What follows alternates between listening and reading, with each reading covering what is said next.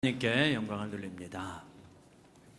오늘은 신뢰에 대한 말씀을 전하도록 하겠습니다. 제목은 거친 신뢰입니다. 한번 따라해 봅시다. 거친 신뢰.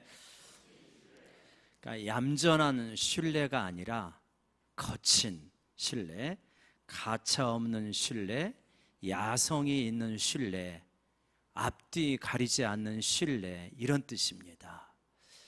우리가 하나님을 믿는가? 정말 하나님을 신뢰하는가? 라고 물어본다면 너무 우리가 야성이 없이 하나님을 믿는다. 그러니까 계산적으로 내가 믿어질 때는 믿고 안 믿어지면은 안 믿는 그러한 계산적인 얌전한 신뢰를 하면서 살아갈 때가 참 많은 것 같다. 근데 하나님께서 우리에게 원하시는 신뢰는 무엇이냐? 좀 너는 나를 좀 거칠게 신뢰해봐라. 그냥 저 사람은 왜 이렇게 계산이 없이 하나님을 믿어? 이런 식으로 한번 좀 이렇게 믿어봐라. 이게 하나님께서 우리에게 원하시는 거죠. 여러분, 거칠게 하나님을 신뢰하면 우리의 인생이 거칠어지는 것이 아니라 정말 풍성해진다는 걸 믿으시기 바랍니다. 믿음이 좋다는 것은 하나님을 거칠게 신뢰할 때 우리가 곁에서 보면서 정말 믿음이 좋은 것 같다, 이렇게 말하는 거죠. 유명한 과학자 아이작 뉴턴이라는 사람이 있었는데 어느 날 집에서 이 벽난로 곁에서 책을 보고 있었습니다. 그런데 온도가 너무 뜨거운 거예요. 그러니까 하인을 부릅니다. 불을 좀 줄여라. 근데 지금부터 몇백 년 전이니까 뭐 지금이야 스위치 하나를 줄이거나 리모컨 하나를 누르면 온도가 줄어지지만 그러면 불을 빼고 뭐 복잡하잖아요. 그러니까 하인이 말합니다. 날이 주인님, 차라리 의자를 조금만 뒤로 미루시지요. 너무나 당연한 거죠. 그 세계적인 과학자, 인류의 천재도 의자 조금만 뒤로 미루면 되는 일을 잘 생각을 못하는 거예요. 너무 심오한 주제를 붙들고 씨름을 하다가 의자 조금만 뒤로 밀면 편해집니다. 뜨겁지 않거든요. 우리 인생도 마찬가지예요. 이 문제로부터 조금만 뒤로 물러서면 괜찮아지는데 물러서지를 못해요. 그냥 앞으로 다가가면서 힘들다, 어렵다, 속상하다, 아프다 그럴 때가 얼마나 많습니까? 근데 내 앞에 있는 불은 순식간에 어떻게 줄여지지 않잖아요. 내 앞에 있는 문제, 지금 내가 직면하고 있는 문제는 어떻게 짧은 기간에 해결이 안 되는 게 너무 많습니다. 또 어떤 경우는요, 지금 오지도 않았는데 나중에 올 건데 지금 끌어다 놓고 낑낑댈 때가 얼마나 많습니까? 그러니까 불덩이는 어떻게 쉽게 하지 못하지만 의자를 뒤로 좀 미루는 건 우리가 할 수 있는 것입니다.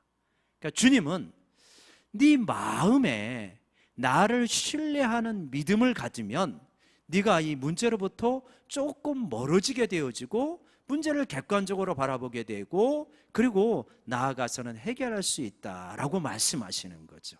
이것이 거친 신뢰입니다.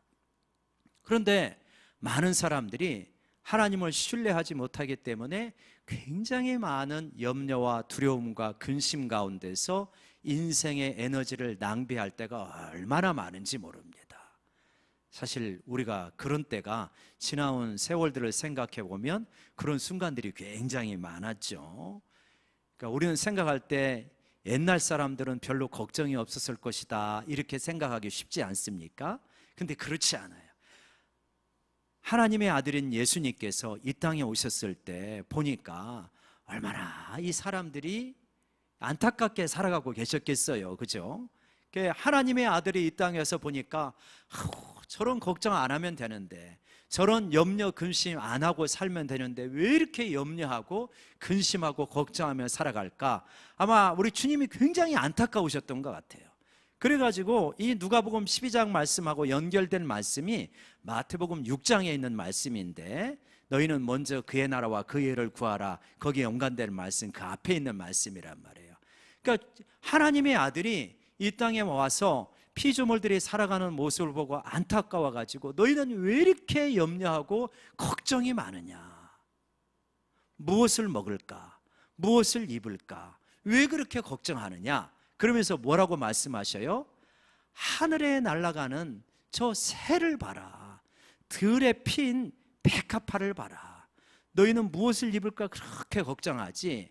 저 백합화가 입은 옷이 솔로몬이 모든 영광으로 입은 옷보다 더 화려하지 않냐?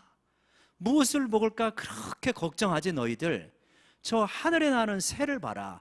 농사도 않고 씨를 뿌리지도 않고 잡초를 제거하지도 않지만 저 새가 굶어 죽는 법이 있냐?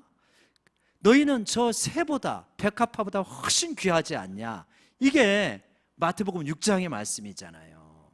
누가복음 10여장에 있는 말씀도 똑같아요. 참새 5마리가 두 아싸리 온, 그러니까 동전 2알이거든요. 동전 2개에 참새 5마리가 팔린다. 근데 참새 한 마리도 하나님께서는 잊으신 적이 없다. 너희는 어떤 존재냐? 너의 머리칼조차도 하나님께서 다 세시고 있지 않느냐? 너희는 참새보다 훨씬 소중한 존재가 아니냐? 하나님께서 다 지켜보고 계시는데 왜 그렇게 너희는 두려워하느냐? 오늘 이 누가복음 12장의 말씀을 보면, 우리가 앞뒤로 읽어보면 뭐 하지 말라는 거예요? 두려워하지 말아라. 우리 옆 사람 바라보면서 한번 격려합시다. 우리 앞으로 두려워하지 맙시다. 왜 두려워하지 말라는 거예요? 내가 너희를 다 지켜보고 있고 내가 너희 아버지야. 내가 너를 이 땅에 만들었고 너를 구원하기 위하여서 십자가에 죽기까지 사랑하는 사람이다. 아니, 사랑하는 분이다. 그러니까 너희는 좀 두려워하지 말아라. 근데 우리가 보면은 이 거친 믿음이 없어서 두려움에 휩싸일 때가 너무 많은 거예요. 주님은 너희가 좀 잘 생각해 보라고 말합니다. 잘 생각해 보면, 하나님께서 이렇게 천지 만물도 다 조화롭게 먹이시고 입히시고 그러는데 하물며 나를 먹이시고 입히시지 못하겠느냐? 세상의 뉴스를 보면 수많은 자영업자가 문을 닫는다고 하고, 최저임금 때문에 자영업자들이 먹고 살기 너무 어렵다고, 청년들은 취업하기 너무 어렵다고 하고, 세계 경제는 미국과 중국과 무역 전쟁을 벌여서 우리는 살기 어렵다고 하고, 그냥 늘 부정적인 뉴스가 얼마나 많은지. 그리고 막 신문을 아침에 볼 때마다 가슴이 또 덜컹덜컹하는 거예요. 여러분, 신문 먼저 보기보다 하나님의 두려워하지 말라는 말씀을 먼저 읽으시기 바랍니다. 그래야 이게 걱정이 안 되지. 신문 보고 텔레비전 뉴스 보면 걱정거리를 또 하나 한 움큼 그냥 이렇게 우리 마음속에 뿌려주는 거예요. 하나님의 말씀은 아닌 거예요. 하나님의 말씀은 굿뉴스예요. 너희는 염려하지 말고 걱정하지 말아라. 내가 너희 아버지다. 하나님께서는 내가 너희 아버지니 너희는 나를 거칠게 신뢰하라 라고 말씀하십니다. 하나님을 거칠게 신뢰한다는 말은 무슨 말일까? 하나님을 거칠게 신뢰하면 어떤 변화가 일어나는 것인가? 한 3가지 정도를 말씀드릴 수 있습니다. 여러 가지가 있겠지만 한 3가지 정도를 생각해 보고자 하는데요. 첫 번째로, 하나님을 거칠게 신뢰하고 정말 하나님이 이루신 분이다, 나를 사랑하시는 분이다라고 하는 것을 진짜 믿으면 첫 번째 이런 변화가 일어나는데 이것입니다. 한번 따라하겠습니다. 자기 수용이 이루어진다. 자기 수용. 정말 우리가 살아가는데 꼭 필요한 것은 자기 수용이에요. 우리 엄마들에게, 아빠들에게 정말 아이가 어리면 어릴수록 꼭 배워야 되는 거는 뭐냐면, 아이들을 존재 자체로 수용해 주는 법, 얼마나 중요한지 모릅니다. 그러니까 아이를 존재 자체로 수용하는 것을 아이들이 잘 받고 자라면 자존감이 높고 자신감이 있고 하나님의 사랑이 잘 믿어지는 아이가 되어지는. 그런데 늘 조건적으로 받아들이고 야단 많이 치고 거부하면 아이가 늘 불안한 아이, 자존감이 낮은 아이, 인생 살기가 힘겨운 아이로 성장한 것 같아요. 부모도 자기도 모르게 그러는 거죠. 그렇게 키우고 싶은 부모가 어디가 있어요. 그래서 이 수용이 얼마나 중요한지 몰라요. 내가 수용이 잘 되는 사람인가, 자기 수용이 잘 되는 사람인가 아닌가 하는 것은 이렇게 보면 알아요. 누가 나에게 부정적인 피드백을 해요? 누가 나에게 안 좋은 반응을 보여요? 저 사람이 나를 이렇게 별로 좋아하지 않는 것 같아요? 그러면요, 어떤 사람들은 한마디 들은 거 가지고 오랫동안 낑낑댑니다. 얼마나 힘든지 몰라요, 한마디 말 때문에. 지금 그 사람이 평상시에 나하고 관계가 좋은 사람인데도, 그런데도 나한테 부정적인 피드백을 했다고 낑낑대고 힘들어한다면 그거는 뭐냐면 이 내 가슴이 못 받아들이고 있는 거예요. 지금 그 사람은 평상시에 나하고 좋은 관계이기 때문에 나는 당신을 좋아해, 당신을 사랑해. 그런데 당신에게는 이런 부분이 있는데 요 한 부분이 있으니까 요것 좀 바꿔줬으면 좋겠어, 요렇게 이것이 불편하니까 요것 좀 고쳐줬으면 좋겠어, 이렇게 지금 피드백을 한 거란 말이에요. 근데 그 피드백이 그렇게 안 받아들여지는 거야. 어떻게 받아들여집니까? 나를 싫어하는구나, 나를 미워하는구나, 나를 거부하는구나, 이렇게 머리로가 아니라 가슴은 그렇게 느끼고 있는 거예요. 그러니 힘들죠. 그러니까 누가 한마디 하는 것만 들으면은 힘드니까 자꾸만 그런 만남이 피하여지고 인생의 지경이 자꾸만 줄여드는 거예요. 야베스의 기도는 내 지경이 자꾸 넓혀지게 해달라는 거였잖아요. 근데 내 지경이 자꾸 줄어드는 거예요. 인간은 누구나 상처받고 고통스러운 자리는 안 가게 되어 있어요.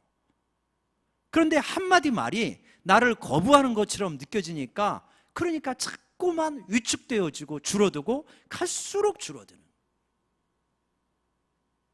하나님은 그렇지 않다는 거예요. 그러니까 하나님을 신뢰한다고 하는 것은 뭐냐면 하나님이 바라보는 시선으로 나 자신을 온전히 바라본다는 거예요. 하나님이 나를 어떻게 바라보시는가? 하나님이 어떻게 바라보십니까? 하나님이 십자가에서 내 생명을 바쳐서 너를 사랑한다라고 십자가에서 우리 자신 전체를, 존재 자체를 받아주시지 않습니까? 그거를 우리가 믿는 거죠. 신뢰를 풀어서 설명하자면 한 신학자가 그런 이야기를 했는데, 신뢰는 무엇이냐? 수용을 수용하는 것이다, 이렇게 말했어요. 한번 따라해봅시다. 수용을 수용하는 것. 폴 틸리라고 하는 그러한 신학자가 그런 말을 했는데요, 수용은 뭐냐? 하나님이 나를 존재로 수용한다는 것을 내가 진짜 거리낌 없이 받아들이는 거예요. 아니, 내가 부족하잖아요. 이 경쟁이 치열한 사회에서 승리하는 사람이, 늘 성공하는 사람이 몇 사람이나 되겠어요? 아마 95%는 경쟁에서 뒤처진다고 생각하기 쉽죠. 그런데 하나님은 그 경쟁에 뒤처짐에 상관없이 내 존재 자체를 소중하게 생명을 바칠 정도로 내가 받아들여지고 있다, 그거를 내가 수용하는 거예요. 그러니 누가 말을 해도 그렇구나, 그런 면이 있을 수 있겠네 하고 편안하게 받아들이는 거죠. 그러니까 사람은 크게 보면 이렇게 누가 나에게 부정적인 피드백을 주었을 때 이렇게 크게 보면 두 종류가 있는 것 같아요. 이 부정적인 피드백을 너무 크게 받아들여 가지고 자신을 힘들게 하는 케이스. 어떤 케이스는 또 반대편에 있는 사람들은 상대방이 부정적인 피드백을 하면 적절하게 반응을 해줘야 되는데 너무 무시하는 케이스. 그래가지고 아무리 주변에서 뭐라고 해도 전혀 안 들어. 그리고 네가 잘못이야, 내 잘못은 성찰 안 하고 전부 바깥의 잘못을 탓하는.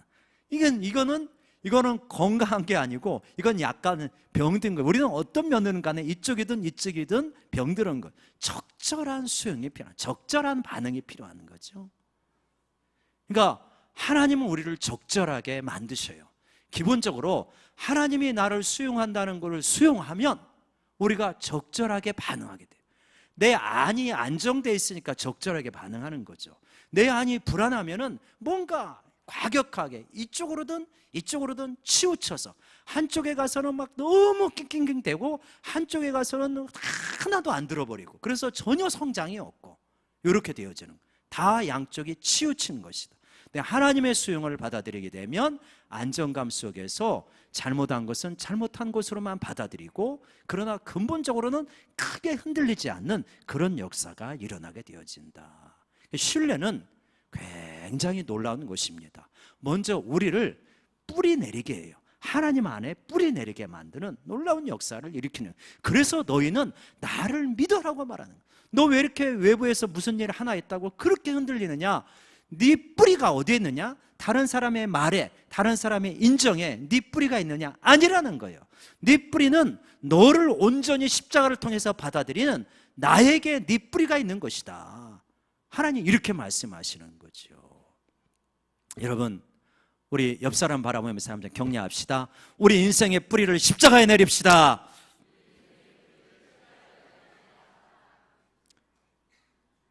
자기를 진정으로 수용하게 되어져요. 신뢰하면요, 하나님을 진짜 거칠게 신뢰하기 시작하면 어떤 변화가 일어나기 시작하냐면 고난에 대한 해석이 조금씩 달라집니다. 고난은 예전에는 피해야 될 것, 싫은 것, 왜 이런 일이 내게 생겼어? 이런 것이었단 말이에요. 이게 내 주된 해석이었단 말이에요. 근데 하나님을 신뢰하니까 하나님이 진짜 나를 수용하시고 진짜 나를 사랑하신다 하는 거를 믿으니까, 거칠게 신뢰하니까 고난에 대한 해석이 달라져요. 해석이 달라져요. 대표적인 사람이 누구입니까? 많죠. 다윗과 같은 사람이 대표적이죠. 다윗은 정말 애매한 고난을 당하잖아요. 장인어른이, 왕이 목숨을 위하여서 충성을 다 바치는 사울왕이 자기를 죽이겠다고 창을 2번이나 던지고 군사들을 동원하고 그러면서 말할 수 없는 그러한 고단한 행군을 하잖아요. 고난의 길을 걸어가지 않습니까? 그 고난의 길에 다윗은 사울 기회만 와봐라, 내가 반드시 너를 그냥 한 방에 쳐버리라, 이렇게 생각하지 않아요. 하나님, 이거를 통하여서 왜 이런 일을 허락하십니까? 다윗의 시편을 보면 하나님 앞에 그 마음을 다 내어놓으면서 이런 거를 통하여서 하나님께서 나를 빚어가신다는 것을 서서히 깨닫기 시작합니다. 우리가 지난 날을 생각해 보면 고난이 없이 사람 되는 사람 없습니다. 그래도 조금 우리가 겸손해지고 조금 하나님을 믿는다고 말할 수 있는 까닭은 무엇이냐면 조금은 우리가 고난을 통해서 가다듬어졌기 때문이에요. 우리가요, 젊었을 때는 또 이 세상의 영향을 따라서 돈이면 다라고 생각합니다. 근데요, 정말 그렇게 돈을 추구하다가 돈을 너무, 하나님의 사람인데 돈을 너무 추구하면 하나님이 돈으로 한번 크게 흔드십니다.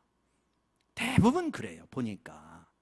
그리고 흔드셔서 깨닫는 거예요. 사람이 물질로 사는 게 아니라 하나님이 입에서 나오는 말씀으로 사는 것이구나 하는 것을 깨달아요.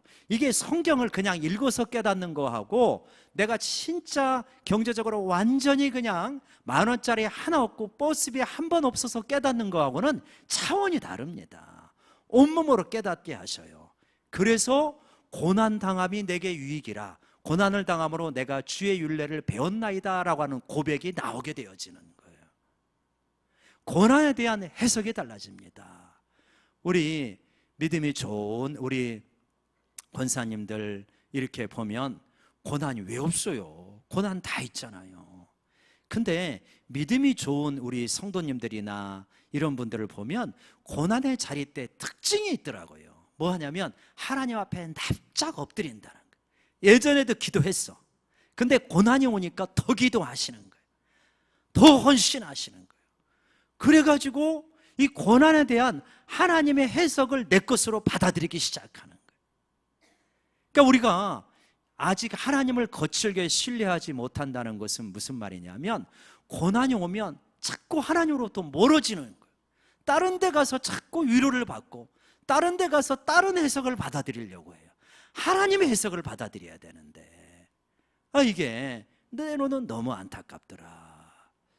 그래서 우리 이번에 여름 행사 있잖아요. 여름 행사, 유치부, 유초등부, 중고등부 오늘 사이판 가시고 청년부 수련회까지 하게 되는데 그 자리에 가서 느끼는 감동들이 있어요. 그 감동이 뭐냐면 어려움을 당했어요. 몸이 아파요. 심지어는 수술을 했어요. 그리고 상처를 입었어요. 그런데 그 자리를 지키고 있더라는 거예요. 그 자리에서 더 기도하고 그 자리에서 더 헌신하고 계시더라는 거예요. 그 모습을 보면서 얼마나 참 이렇게 마음속에 감동을 받는지, 더 믿음의 자리로 나아가는구나. 이게 거친 신뢰이죠. 거친 신뢰. 여러분, 거친 신뢰는 뭐냐면 이 고난의 뒤에 하나님의 선하심이 있다고 하는 것을 믿는 것입니다. 하나님이 너무 가혹하신 거예요. 때로는. 왜 그러냐면 아브라함에게 하나님이 말씀하셔요. 이삭을 모리아 산에 가서 번제로 바쳐라. 엄청난 고난이잖아요. 근데 이삭을 데리고 가서 모리아에서 진짜 번제로 바치려고 하는 거예요. 바치려고 할 때, 근데 그렇게 거칠게 하나님을 신뢰할 수 있는 것은 무슨 까닭이냐? 뭐 때문에 그렇습니까?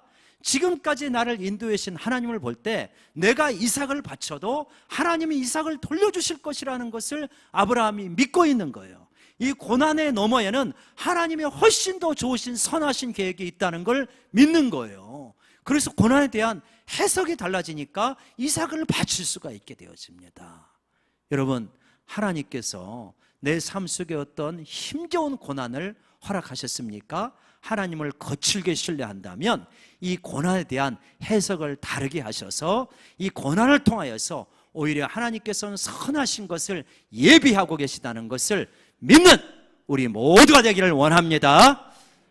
고난 다 힘듭니다. 고난 쉬운 사람 아무도 없어요. 할 수만 있으면 고난 피하고 싶죠. 근데 하나님을 거칠게 신뢰한다는 것은 뭐냐?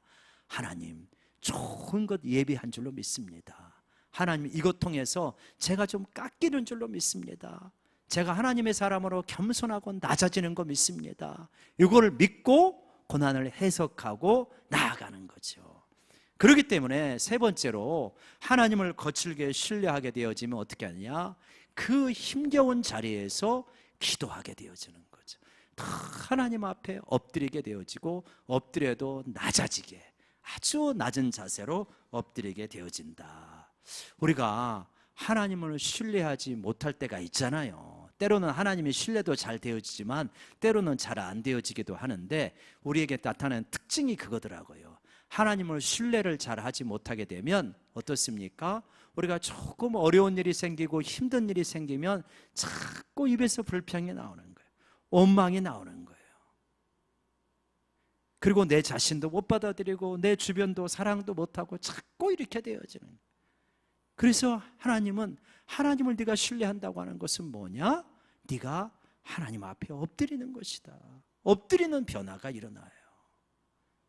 그래서 내 마음이 바뀌면서 불평과 원망 대신에 서서히 뭐가 일어나게 되느냐? 감사가 일어나게 된다. 근데 하나님은 참 놀라우신 거 있죠. 뭐가 놀랍냐면 힘들어요. 어려워요. 그렇지만 신뢰하기로 작정했어요. 그러면서 기도해요. 기도하면요, 하나님은 그 기도를 받아주셔요. 받아주시고 역사를 일으키신다는 걸 믿으시기 바랍니다. 그런 거 많이 경험하셨잖아요. 한두 번 경험한 거 아니잖아요. 때로는 너무 힘들어서 엎드리고 싶은 마음도 없을 때가 있어요. 그러지 않습니까? 그래도 찬양하면서, 그러면서도 예배의 자리를 지키면요, 하나님께서 회복시켜 주셔요. 그래서 하나님을 신뢰한다고 하는 것은 뭐냐? 기도할 수 없을 때 기도하게 되는 것이다. 여러분, 기도하는 저희 모두가 되기를 원합니다. 예전에 10몇 년 전에, 이렇게 한 10여 년 전에 만났던 최 목사님이라는 분이 있는데, 이제 그분이 유학생활 할 때 이야기를 들려줘가지고 제가 한번 같이 나눈 적이 있어요. 그분이 이제 유학생이 보통 돈이 없으니까 그래가지고 학비를 내야 되는데 학비가 없어서 이렇게 고물 자동차를 타고, 그리고 이제 산에 가서 기도를 하고 하는데 마음속에 확신이 오는 거예요. 하나님께서 틀림없이 학비를 주실 것 같다, 이런 확신이 오는 거예요. 그래갖고 그래가지고 이제 내려와가지고 집으로 돌아가는 길인데, 이 신호등에서 빨간불이 켜져가지고 멈췄습니다. 멈춰가지고 쉬고 있는데 갑자기 뒤에서 쿵 하는 거예요. 쿵 해가지고 이렇게 딱 보니까 아니 아주 고급스러운 차가 와가지고 쿵 부딪힌 거예요. 예. 그래가지고 이제 그 사람이 내려가지고 오케이? 괜찮냐? 그러니까 이 이야기가 길어지면 또 이렇게 영어로도 자세히 잘할 이 자신도 없고 그래가지고 Yes, I'm okay. 그랬더니 그러면 당신 차 조금 부서진 것 같은데 이거 고치고 그리고 혹시 아프면 병원 가라. 그러면서 이제 그 당시는 핸드폰도 없던 시대니까 그래갖고 주머니에서 돈을 꺼내가지고 주더래요. $100짜리 신권으로. 그래가지고 이제 호주머니에 넣고 오는데 얼마나 세보고 싶은지.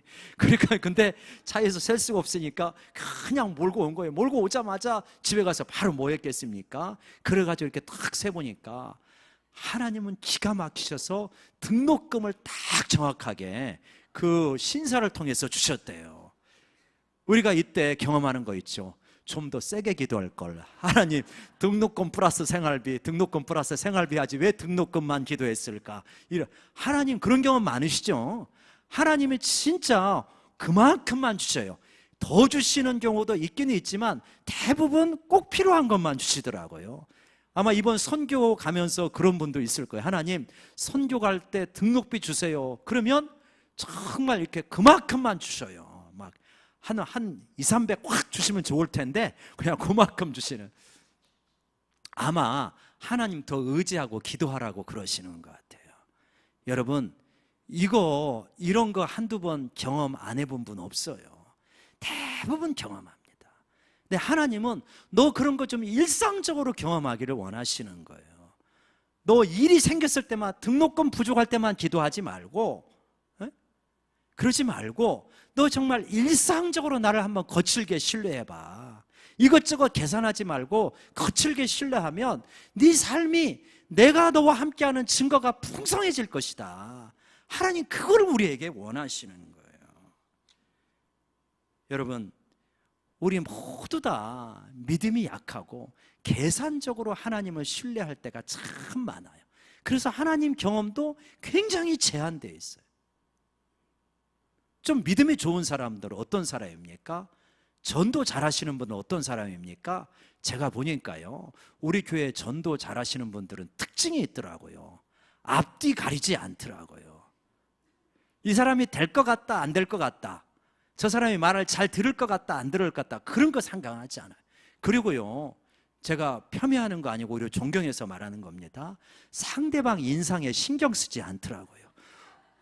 우리들은 보통 상대방의 인상이 굳어지고 듣기 싫어하는 표시를 하면은 잘 가세요 하고 빨리 교회 전도지 주고 말잖아요. 우리 권사님이나 집사님 보면 상대방의 인상이 굳어지든 말든 할 말을 다 해버리는 거예요. 그래서 거칠게 전도할 때 전도가 먹히더라. 비슷하지 않겠는가? 하나님을 거칠게 신뢰할 때, 계산이 날 때만 신뢰하는 게 아니라 거칠게 신뢰할 때. 지금 여기서는 나는 잘 이해가 안 돼, 이 상황이. 나는 참 속상해, 나는 참 힘들어. 그러긴 하지만 그래도 하나님은 진짜 좋으신 분이고 십자가에서 나를 위해 독생자를 바치기까지 사랑하신 분인데 오직 좋은 거 가지고 계시겠나? 오직 이것 뒤에 좋은 일이 있겠나를 믿는 거예요. 그냥 믿고 나아가는 거예요. 거칠게 신뢰하는 거예요. 근데 거칠게 신뢰하고 나아가면 되더라. 우리 주님이 제자들에게 가장 원하시는 것이 무엇입니까? 너희는 나를 신뢰하느냐? 그 주님이 그러잖아요. 나를 따라오너라. 대책이 없는 거예요. 계산이 안 서는 거예요. 뭐 어떻게 먹고 살 건데요, 주님? 그런 소리 하지 말고 그냥 너는 나를 따라와라. 그러니까 베드로, 안드레, 이렇게 야고보, 요한 다 어떻게 합니까? 아버지도 버려두고 그물도 버려두고 배도 버려두고 그냥 떠나가는 거잖아요. 그냥 주님 따라가는 거잖아요. 아무런 계산이 없는 거예요. 뭘 해서 먹고 살 건지, 장래에 어떤 일이 있을 건지 아무런 계산이 없어요. 그냥 나를 따라오래라는 한마디 말에 그냥 다 버리고 따라가니까 자신들이 계산했던 삶하고는 비교할 수 없는 엄청난 위대한 삶을 살게 되어지더라. 여러분, 주님은 오늘도 말씀하시죠. 너 나를 좀 신뢰하고 거칠게 신뢰하고 따라와봐. 이 안 좋은 일, 이 고통스러운 일, 지금 이 발생한 일 뒤편에 나의 선함이 있다는 것을 거칠게 믿고 잔말하지 말고 계산하지 말고 네 머리 굴리지 말고 그냥 나를 믿고 십자가 바라보고 따라와봐. 내가 너에게 제자들이 살았던 그 풍성한 삶을 살게 해주겠다. 그것이 주님이 오늘 우리를 향해서 부르시는 부름의 소리인 줄로 믿습니다. 한번 따라해 보십시다. 주여! 주여! 거칠게 신뢰하겠습니다. 거친 신뢰의 뒤에 놀라운 삶이 있는 줄로 믿습니다. 기도하십시다.